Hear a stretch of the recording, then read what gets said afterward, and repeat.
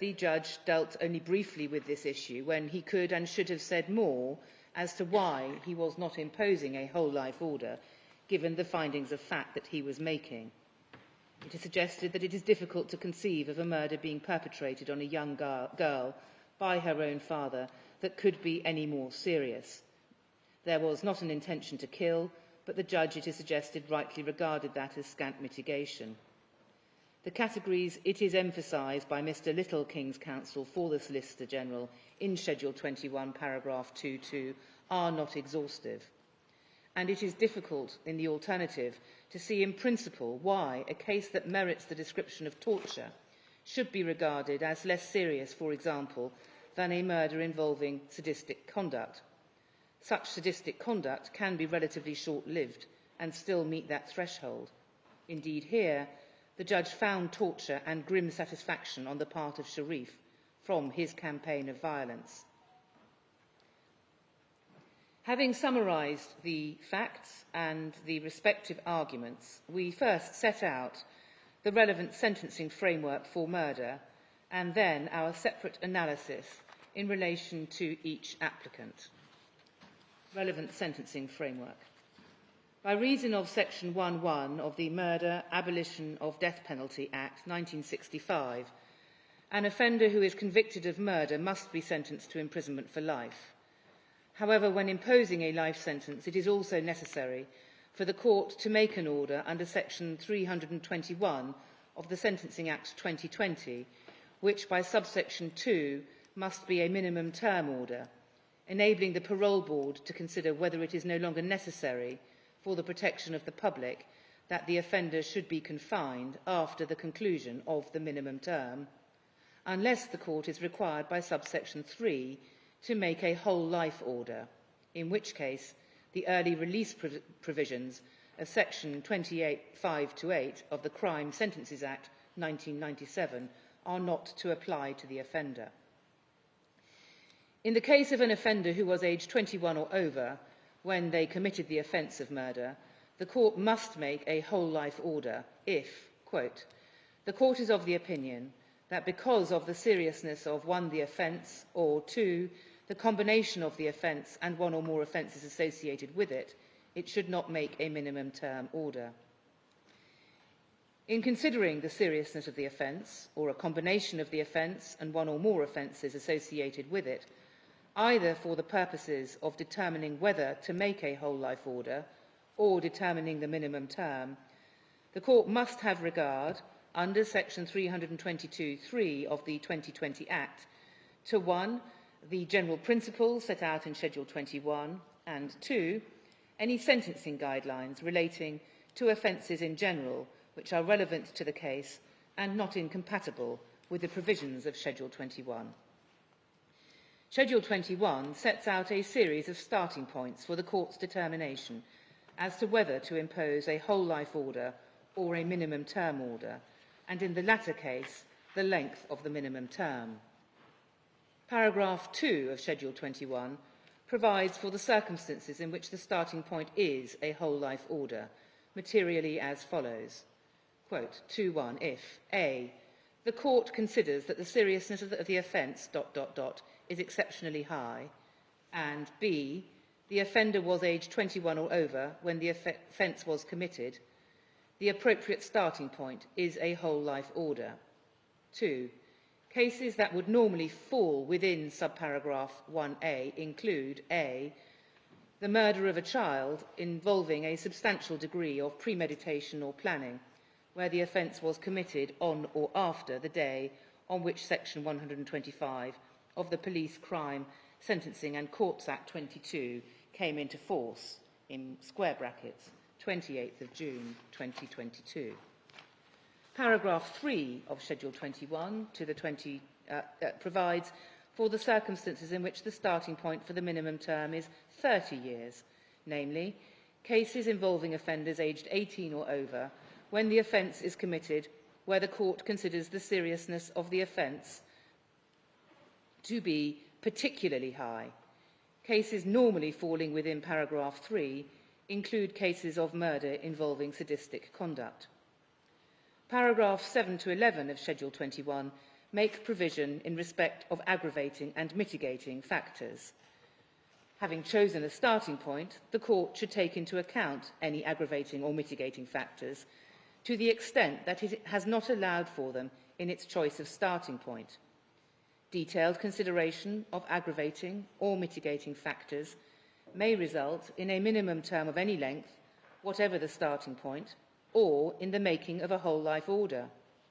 Aggravating factors include a significant degree of planning or premeditation, the fact that the victim was particularly vulnerable because of age, mental or physical suffering inflicted on the victim before death, the abuse of a position of trust. Mitigating factors include an intention to cause serious bodily harm rather than to kill. The principles relating to whole life orders have been considered recently and authoritatively by the Court in Crown against Stewart and others, 2022, EWCA Crim 1063, where Lord Burnett of Malden, Chief Justice, reviewed the statutory provisions and the relevant authorities, summarising the relevant principles at paragraph 19, which we do not need to rehearse here. The parties, during the course of written and oral submissions, referred us to various authorities, including the case of Tustin, which falls within the judgment in Stewart and others, and also Crown against Lennon, 2024, EWCA Crim 719. Even a cursory comparison of the facts of those cases reveals multiple material differences, confirming that there is in reality no useful illumination or guidance to be derived from them for our purposes. Analysis: Sharif. We take the Solicitor General's application for leave to refer first.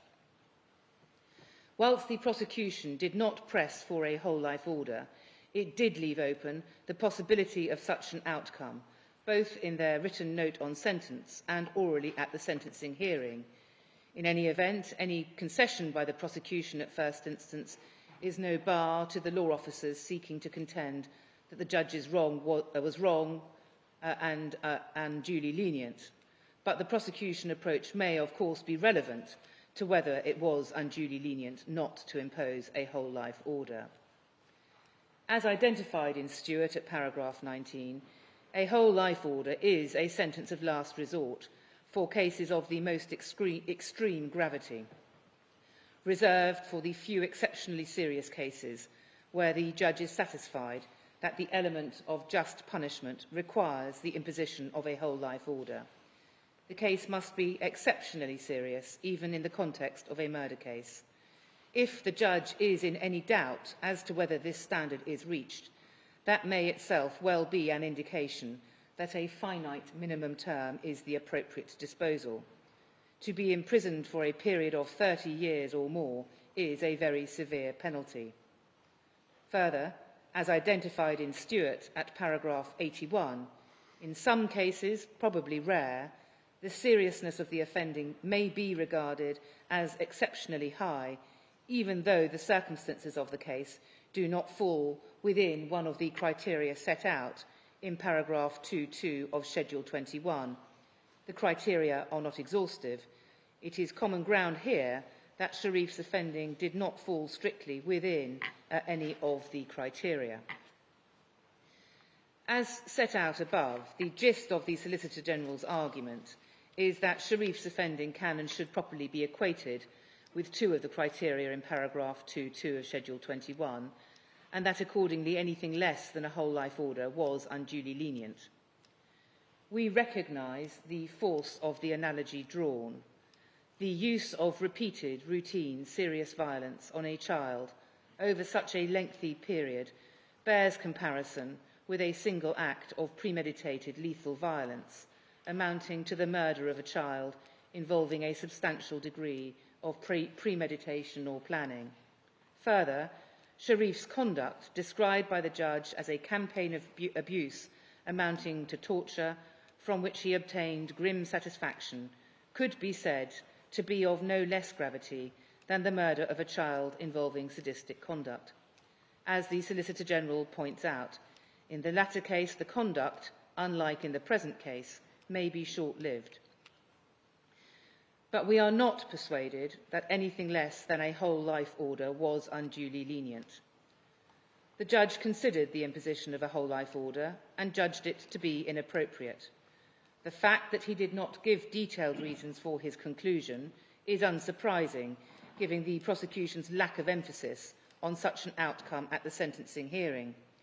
Whilst the prosecution submitted that the imposition of a whole life order at least merited the court's serious consideration, it went on to submit that the contention that this was a murder of particularly high seriousness was one which could be said sensibly to apply to the particular facts of the case. First, whilst recognising always that the categories identified in paragraph 2.2 are not exhaustive, the facts of this case, terrible as they are, do not fall within those categories. The absence of planning or premeditation to that end does distinguish this case from a planned or premeditated murder. Equally, as the judge found, the case did not fall within the strict category of murder involving sadistic conduct. Further, in this case, there was an intention to cause serious bodily harm rather than to kill, and in this context, that was a material factor. Secondly, as the authorities demonstrate, it must remain a rare case where the court should impose the last resort of a whole life order in a case falling outside the identified categories. In considering whether or not the case should nonetheless have been met with a whole life order, we remark that this court should give very great weight to the assessment of the trial judge, who had heard the evidence in the course of a lengthy trial. He was thus in the very best position to make the overall assessment that he did. In all the circumstances, whilst we grant leave for the reference, we conclude that the sentence was not unduly lenient. We turn to Sharif's application for leave to appeal against sentence. We are here not persuaded that any of the grounds identified above, individually or collectively, provide any arguable basis to challenge the minimum term imposed by the judge. As for double counting, the judge expressly and repeatedly directed himself on the importance of avoiding that risk.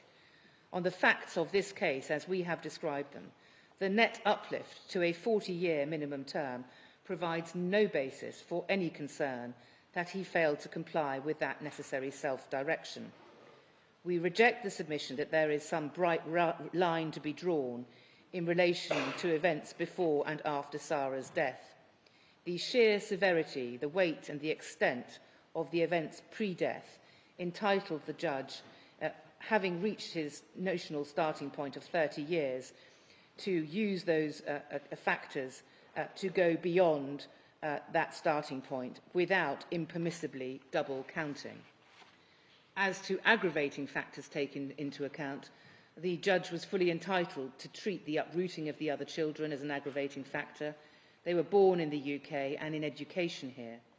The judge likewise rightly took account of the attempt to place the blame on Batul in the course of several days of evidence in the witness box before changing tack and beginning to take some limited responsibility. Conversely, we accept that the judge was wrong to include absence of remorse as an aggravating factor, but he did so as a reference only as an entry at the end of a very long list of other aggravating factors. In the context of the facts of this case and the overall sentencing exercise, we are sure that this can have had no material effect on the final minimum term which he imposed. As to the mitigating factor of absence of intent to kill, the judge clearly took account of it, but gave it limited weight. He was both entitled and right to do so. Standing back and looking at the overall result, we see no arguable basis to challenge the conclusion of the trial judge that 40 years was the appropriate minimum term for Sharif, and accordingly we refuse leave to appeal his sentence. Batul.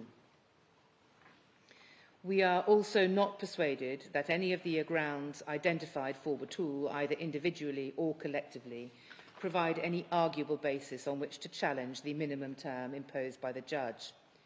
As for double counting, we again see no arguable basis to contend that the judge fell into error. He correctly correctly directed himself to be on guard against double counting, and there is nothing in the ultimate minimum sentence to suggest that he failed to heed his own direction. Quite independently of the factors which justified the 30-year starting point, there were very substantial aggravating factors compelling a very substantial uplift before consideration of mitigating factors. Again, the judge was wrong to treat the absence of remorse as an aggravating factor, but in the overall context of this case, this would have made no material difference to the result. As for mitigating factors, we do not consider it arguable that the judge wrongly undermined his acknowledgement that Batul was not the prime mover in the assaults on Sara. The fact is that she did not play a purely secondary role, in the sense that, in addition to her main role of encouragement and assistance to Sharif, she herself took direct part in inflicting some horrible injuries on Sara. She was involved in the two-person assault, in burning Sara's buttocks with an iron. She was involved in the biting. She was also involved in the tying up and the hooding.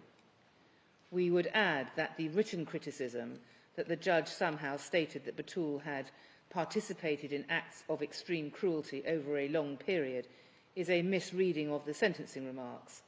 A reading of them shows that the judge in fact stated only that Batul should have taken steps to stop this torture of a small child, instead of encouraging and assisting, and sometimes participating in, acts of extreme cruelty over a long period. That statement contains no error. As to the personal mitigation, the judge identified and took account, including in the context of the relevant guidelines and the equal treatment bench book, of all the matters relied upon on this application. He was in the best position to assess the weight to be given to those factors. In summary, we see no arguable basis to conclude that the judge made any material error in the task of weighing up the aggravating and mitigating factors, nor therefore any basis on which to contend that the minimum term imposed was manifestly excessive, and again, leave to appeal against the sentence of Batul is refused. Malik. The first, second and third grounds advanced for Malik are linked and can be addressed together. As set out above, it is submitted that because it could not be proved that he was aware of all that was happening to Sara, and that he did not himself assault her, his sentence should have been based on a Category 1B level of offending, or at its highest, at the low end of the 1A range of sentences. We do not agree. Here, there was the extreme character of the Category B factor, namely the extreme character of Malik's failure to take any steps to protect Sara. Further, there was a combination of Category B factors. All but 2 of the 7 high culpability factors identified in the relevant guideline applied to the offending allowed by Malik. The judge's clear finding on the evidence was that Malik was aware of what was happening, even if he did not know of each act of violence, cruelty or torture. That raised his culpability. He did nothing to prevent it or seek help.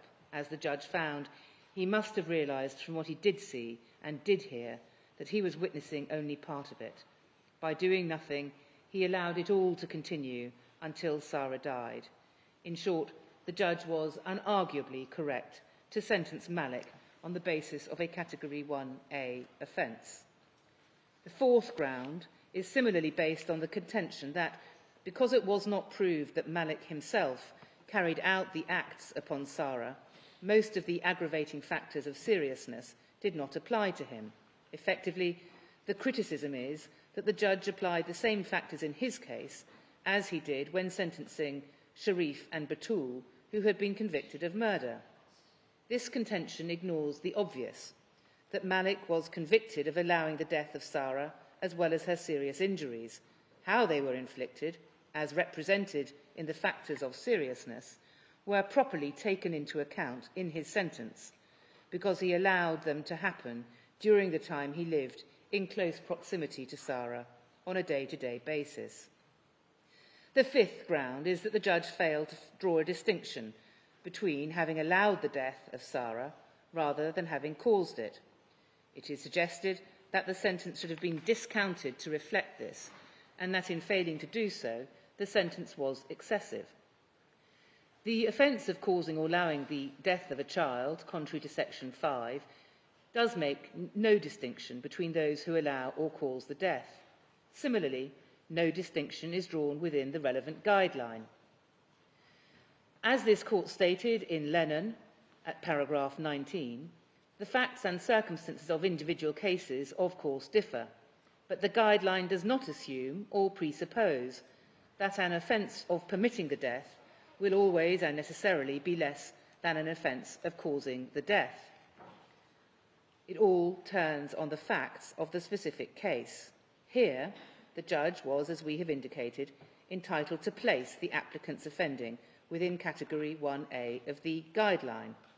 His sentencing exercise was faithful to the guideline and to his findings, a fact giving rise to the multiple and serious aggravating factors which we have identified. Contrary to the applicant's contentions, the judge did properly sentence Malik on the basis of the facts, namely that he allowed as opposed to caused Sara's death. The allowing here was extreme. It took place, amongst other things, over a period of months. The final ground of appeal falls away in the light of our conclusions on the applications of Sharif in Batul and Batul. In all the circumstances, we are not persuaded that any of the grounds of appeal against sentence in the case of Malik are arguable. The custodial term of 16 years imposed upon him was within the relevant sentencing range and fully justified on the facts. We refuse his application for leave to appeal against sentence. Conclusion. For these reasons, we grant leave to the Solicitor General to refer the sentence on Sharif to this court, but we dismiss the reference. We refuse leave to Sharif, Batul and Malik to appeal against their sentences.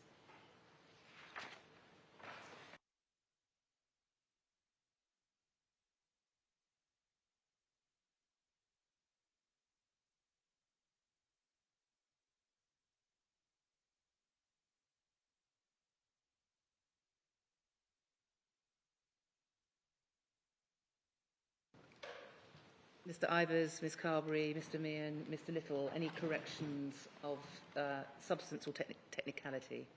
Not as far as I'm concerned, my lady. No, my lady. You've heard it all for the first time. Then it leaves us only to thank everybody for their written and oral submissions in this very difficult and tragic case. We have reached clear conclusions, but that has only been because we have had the benefit of your written submissions. Thank you very much for their clear presentation today in court. Thank you to everybody for attending.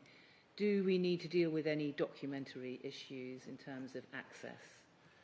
No, my lady. That has all been resolved. We've distributed our grounds. And are there any representations from anybody else? No. Anything else?